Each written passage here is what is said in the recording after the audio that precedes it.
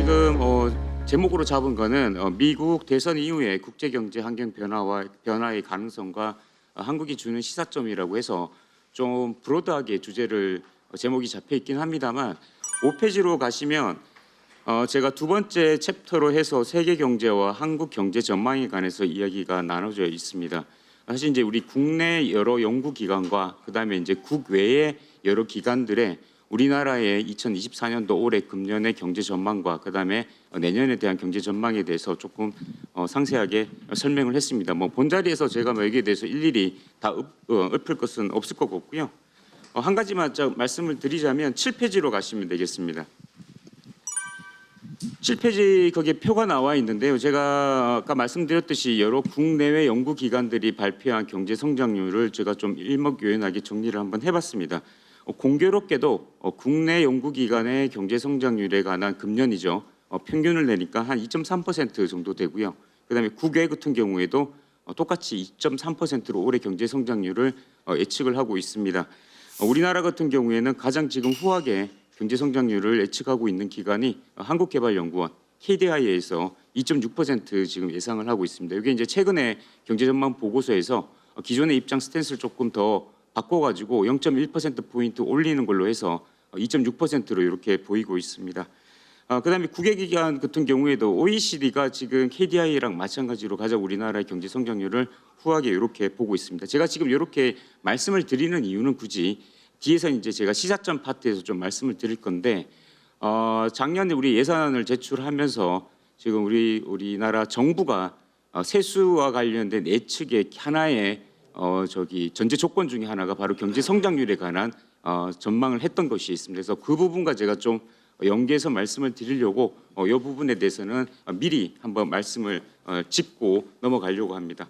잠깐 뭐 우리나라 법인세와 관련된 이야기를 잠깐만 코멘트하고 가자면 계속 우리나라 뭐 법인세 구조가 초과 누진세율 구조에 관해서 뭐 후진적이다라는 말씀을 많이 하시는데 사실 미국만 하더라도 지금 아까 말씀드린 바와 같이 8단계 초과 누진세율 구조를 채택하고 있었습니다. 그래서 단순히 뭐 초과 누진세율 구조를 가지고 있다라고 해서 마치 법인세제가 후진적인 어떤 구조를 취하고 있다라고 이렇게 단언하는 것은 조금 맞지 않다라는 거 한 가지 말씀을 드리겠습니다. 그다음에 지금 보면 최저한세가 뭔지에 대해서 간략하게 이제 좀 보충 설명을 했습니다만 이건 뭔가 하면 우리가 조세 감면이 여러 가지 중복적으로 되다 보니까 지나치게 세부담이 낮아지는 거를 방지하기 위해서 최소한 이 정도는 세금을 무조건 내야 돼라는 게 바로 최저한세라는 겁니다. 영어로는 이제 줄여가지고 AMT라고 보통 이야기를 합니다.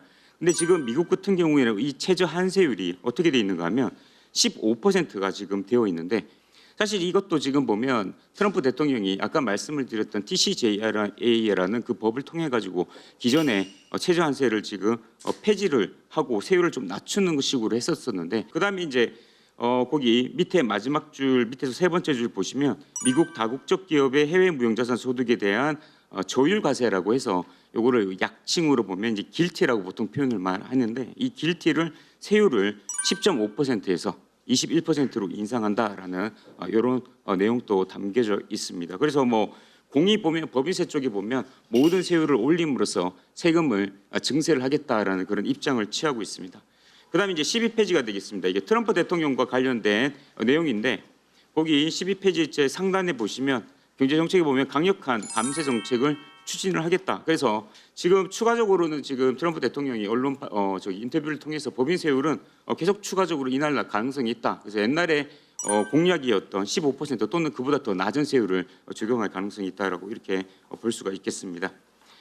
13페이지 가시면 무역 관세 정책은 크게 세 가지만 그냥 한 가지 축이 있다라는 것만 언급을 하겠습니다. 모든 수입품에 대해서는 10% 보편 기본적인 관세 이게 10% 세율이라는 게 아니라 기존의 관세에 10%를 더하겠다는 의미입니다. 그다음에 이제 중국에 대해서는 60% 또는 그 이상이 될 수 있다.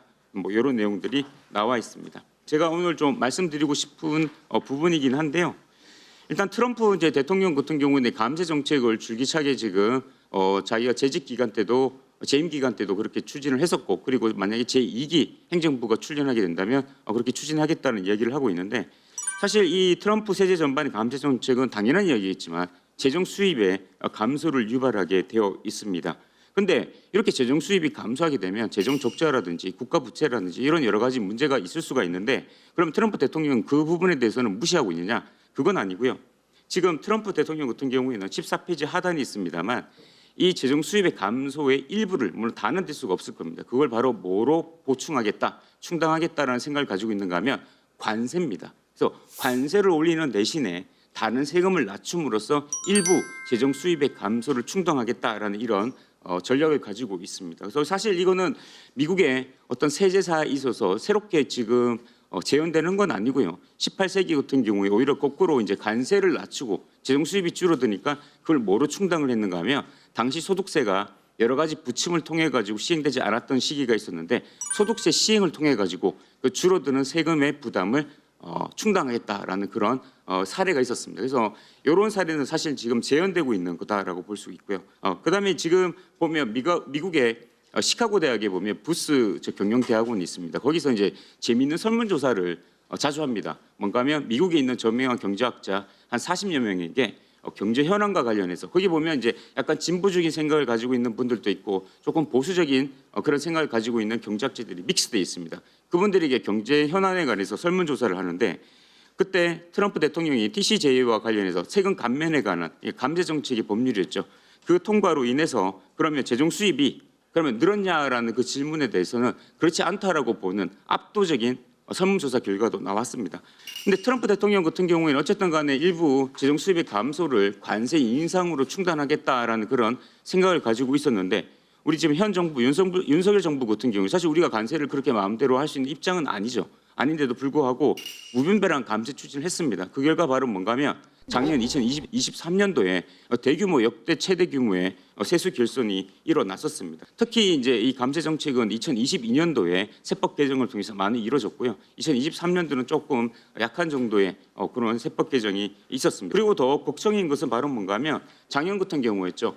대규모 세수 결손이 이미 현실화되고 있었습니다. 무슨 말인가 하면 세수 진도율이 굉장히 떨어지고 있었던 상황이었고 거기에 대해서 여러 학자들이 저 포함해서 여러 학자들이 우려를 지금 지적을 하고 있었음에도 불구하고 재정당국이 했던 기재부에서 뭐라고 그랬는가 하면 상조하고 하반기에 되면 경제 상황이 좋아져 가지고 세수입이 늘어날 것이다라고 이야기를 했었습니다. 그리고 또 그때 상반기에 세수 진도율이 낮아졌던 이유는 바로 뭔가 하면 예측하지 못했던 예를 들면 2022년도에 어떤 경기 전망 기업의 이익 급감에 대해서 이야기를 하고 있었는데 제가 발표 자료에도 쓰고 있었지만 이미 예산안을 제출했던 다시 말하면 재정 수입과 관련해서 우리가 국가가 예산을 수립했을 때 그 당시에 이미 여러 측면에서 이런 세수가 감소될 것이라는 그런 경고음이 나오고 있었던 그런 시기였다라는 점에서 상당히 지금 정부의 재정 정책 운용에 있어서 우려를 말씀드릴 수밖에 없을 것 같습니다. 조금 짧은 시간에 많은 내용을 다루다 보니까 좀 급하게 빠르게 진행을 했습니다만 제 발표는 여기서 마치도록 하겠습니다. 감사합니다.